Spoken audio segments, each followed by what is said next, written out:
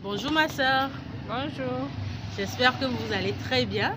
Ouais, je me porte très bien par la grâce de Dieu. D'accord, on vous apprend que depuis le 27 avril, le gouvernement a fait sortir un communiqué dans lequel, entre autres, il a décrété un non-paiement de tickets sur tout l'étendue du territoire, c'est-à-dire de Lomé à Saint-Cassé dans les marchés.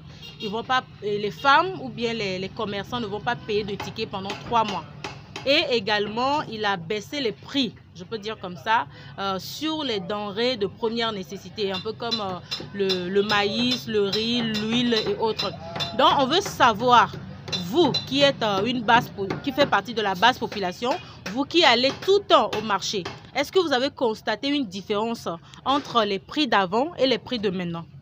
Non, il n'y a pas de différence. Il n'y a pas de différence. Comme le maïs avant, on paye ça par exemple 800. Maintenant, c'est toujours 800. Je dis le maïs avant, on paye ça 800. Maintenant, c'est toujours 800 là. Donc, il n'y a pas de différence quoi.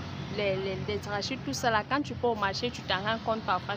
Chaque jour, tu pars aujourd'hui, tu payes un prix. Le lendemain, quand tu arrives, c'est un autre prix. Ça a augmenté de 50 francs. 25 francs, parfois 100 francs, ça augmente quoi. Donc, il n'y a pas de changement là-dessus. Donc, vous voulez dire que les prix d'avant et le prix de maintenant, il n'y a pas une différence. Au contraire, ça a augmenté. Oui, il n'y a pas de différence là-dessus quoi. Maintenant, comment vivez-vous cette situation de vie chère au Togo? Comment parvenez? Est-ce que vous parvenez à vous en sortir? S'en sortir, non, on fait juste avec quoi. Parce qu'on n'a pas le choix, on essaye juste de jongler comme on peut. Donc ça, on ne s'en sort pas. On ne s'en sort vraiment pas avec ça. D'accord. Et si vous avez un message à donner à nos dirigeants, nos gouvernements, qui peuvent faire quelque chose de la situation, quel serait votre message? Oui, si c'est qu'eux peuvent vraiment faire en sorte que les prix des premières nécessités, là, qu'on puisse revoir ça, au moins se remettre au prix d'avant, là. Oh, ça serait mieux. Ça va arranger la population parce qu'on ne s'en sort vraiment pas. On ne s'en sort pas. Si la vie est tellement chère au point où on ne parvient pas à manger, ça là, c'est un problème qui est vraiment grave. Parce que même si c'est n'importe comment, il faudrait qu'on parvienne au moins à manger. C'est la moindre des choses, quoi. Donc vous ne parvenez pas à manger au moins 3 fois par jour? Oui, c'est la moindre des choses. Et quand vous m'avez dit que même quand vous mangez juste pour avoir quelque chose dans le ventre. Ce n'est pas comme vous voulez. Justement.